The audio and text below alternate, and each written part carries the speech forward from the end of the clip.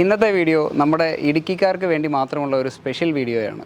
നിങ്ങളുടെ വളരെ ആഴമുള്ള കുഴൽ കിണറുകളിൽ നിന്ന് നിങ്ങളുടെ മലനിരകളും കുന്നുകളെല്ലാം താണ്ടി മുകളിൽ വെള്ളം എത്തിക്കാൻ സാധിക്കുന്ന ക്ലാസിക്കിൻ്റെ 2 HP വരുന്ന 750 അടി വരെ ഉയരത്തിൽ വെള്ളം എത്തിക്കാൻ സാധിക്കുന്ന ഒരു ബോർവെൽ പമ്പിൻ്റെ വിശേഷങ്ങളാണ് നമ്മുടെ ഇന്നത്തെ വീഡിയോ.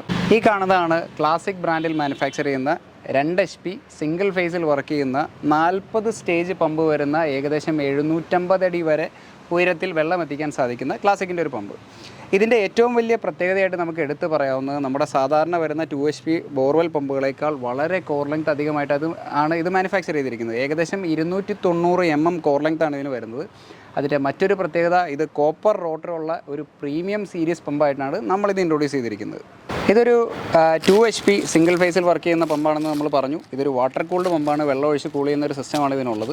പ്രത്യേകിച്ച് ഞാൻ പറഞ്ഞ പോലെ ഇതൊരു ഇടുക്കി സ്പെഷ്യൽ പമ്പ് എന്നുള്ള രീതിയിലാണ് നമ്മൾ ഇൻട്രൊഡ്യൂസ് ചെയ്യുന്നത്. അപ്പോൾ തന്നെ നമ്മളൊരു ഇടുക്കി മേഖലയിൽ ഉള്ള ഒരു മേജർ പ്രശ്നം എന്ന് പറഞ്ഞാൽ വോൾട്ടേജിൻ്റെ കണ്ടീഷനാണ്.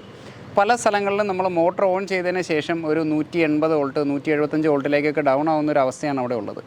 അപ്പോൾ നിങ്ങൾ ശ്രദ്ധിച്ചു കഴിഞ്ഞാൽ ഈ പമ്പ് മാനുഫാക്ചർ ചെയ്യുമ്പോൾ നമ്മൾ മനസ്സിൽ വെച്ചത് ഒരു ലോ വോൾട്ടേജ് കണ്ടീഷൻസിലും വർക്ക് ചെയ്യാവുന്ന രീതിയിലായിരിക്കണം എന്നുള്ളതാണ് നമ്മുടെ ആദ്യത്തെ കണ്ടീഷൻ. അതൊരു ഞാൻ പറഞ്ഞ പോലെ 175 മുതൽ 180 വോൾട്ട് വരെ നമ്മൾ മോട്ടർ ഓൺ ചെയ്തതിന് ശേഷം നിങ്ങളുടെ ലൈനിൽ വോൾട്ടേജ് കാണുന്നുണ്ടെങ്കിൽ ഈ മോട്ടർ 100% വർക്ക് ചെയ്യും.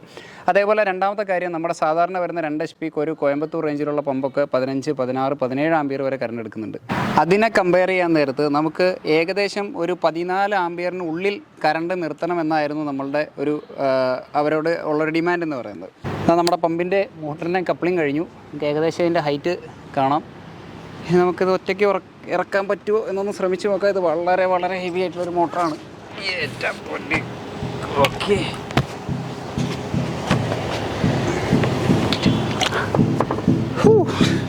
ഓക്കെ,